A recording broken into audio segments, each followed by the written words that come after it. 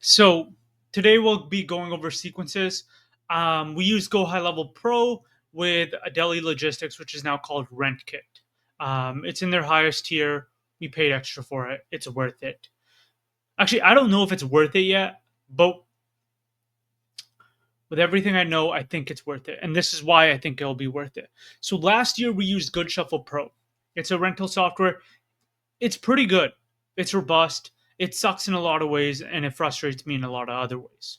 And we could make a whole different video about Bookable, Good Shuffle Pro, and RentKit, the current software I'm using, because these are the three I've used. Now, depending on who you are as a person, what your background experiences are, I'd recommend a different one for each one. But that can be a totally separate video because it's different than what we're talking about today. So with Good Shuffle Pro last year, we had around 366,000 inquiries. No, $1,000 in inquiries. We booked around $110,000 out of that 366,000. That's about 50%. Is that good?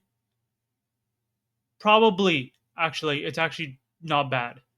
But these are people that gave us their information, phone number, email, address, and we still couldn't book them. Why is that? It's totally my fault. I didn't follow up. I followed up. It had an automatic follow up of one or two times and then zero after that. And the follow up wasn't great. It was whatever. It was just their automatic follow up. And I couldn't add emails to that. Big problem.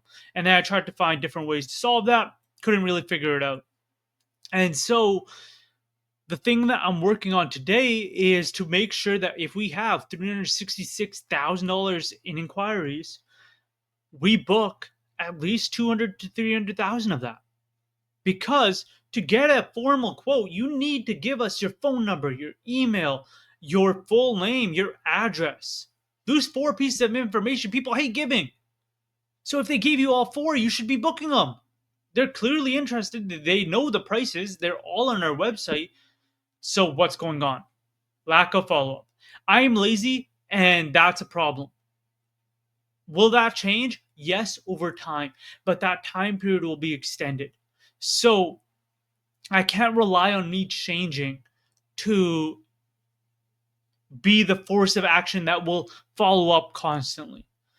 Now, there's a couple of things I could do. I could hire a VA from the Philippines or from locally, like anyone, to just follow the sequence, follow up with everyone who's ever gotten an inquiry if they have, like, if their event date hasn't passed and they didn't tell us to fuck off. They didn't do one of those two things. Keep following up. But there's an easier way to do it, and that's with email follow up. This email follow up flow. Now, this is currently not active, and this is what I'm going to be working on today. This is what I'm going to be launching today. With the email follow up, they will be in the estimate stage. When they are in an estimate stage, they every 3 days for the first week, 2 weeks, they'll get an email. It's pretty much saying, hey, would you like to book? 3 days again, another email. Now, two things.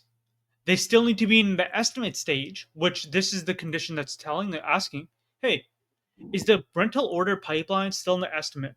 Have they not booked yet? If they haven't booked, then keep sending them this email. One major flaw with this is if they haven't booked, but their event date has passed, it's pointless to email them. So I need to add a check where it checks to see, hey, is their event date still coming up? Once that's done, this will be good to go. I also need to add a few pieces of code in there so they can automatically view their quote online, and they can pay and they can do everything, and it'll automatically transition them from estimate to invoice, like i.e. paid confirmed booking. Now, one thing to know is the way we confirm a booking is they put down their 25% deposit and they sign our contract. Before that, they have not booked. They're just a person that inquired. Doesn't matter. If you haven't gotten the money, you're not getting the money. You need to get the money in order to know that that booking is confirmed. So this goes on for 6 months. It shifts from 7 days, 7 days, 7 days, 7 days, 7 days to 2 weeks, 14 days. It shifts up here actually. And then it shifts to wait 3 months and then email them. Reason being is because we want to constantly follow up with people until they tell us to fuck off. That's the whole point of this. It's to wait until they tell us to leave. And each email is slightly different.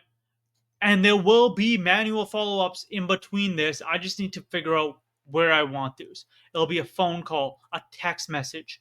I could easily add SMS to this. Right now, I'm not going to because I just want to get the emails working and then we can, where is it? Messenger, we can send SMS. There it is. I just want to proof of concept, like, hey, this works. We will produce money this way. That's it. That's what we're working on today. I will add in a clip of how it actually works once I have it done. That way, if you use Go High Level Pro or Go High Level, as well as RentKit or Daily Logistics, whatever you want to call it, you can sign up, set this all up, and do it. I am talking to Joe, the owner of RentKit. This is a call from a Google app. So let's pause. Fun fact, it wasn't someone from a Google ad. They might have clicked a Google ad to call me, but they were trying to sell dishware. We don't do dishware. Why? Because it's a pain in the ass to clean, things break all the time, and it's something you need to worry about. Don't want to do it. We do tents, tables, chairs. Simple, easy to fix, easy to clean, easy to take care of, easy to replace. So, a lot harder to break as well. But what I did tell them is, hey, send us an email about your MOQ, minimum order quantity, the pricing for it, and the price breaks for discounts, and call me back next year because I don't know where the business is going to be at next year. We might want to do dishware because we do get a ton of inquiries for it. I just don't want to touch it. So that's the idea of what I'm working on right now. Once I get this live, we'll go through in a different video of how to set up your Google Ads, what I do, what works for us. Now, a small caveat with that, and I'll have a caveat in the video as well, is I was very lazy with our Google Ads, meaning I didn't actually set up the attribution stuff for it. Whoopsies, should have done it, didn't do it. But that's being set up right now, so like we'll know value, amount of money made from each thing. Like everything's being worked on right now.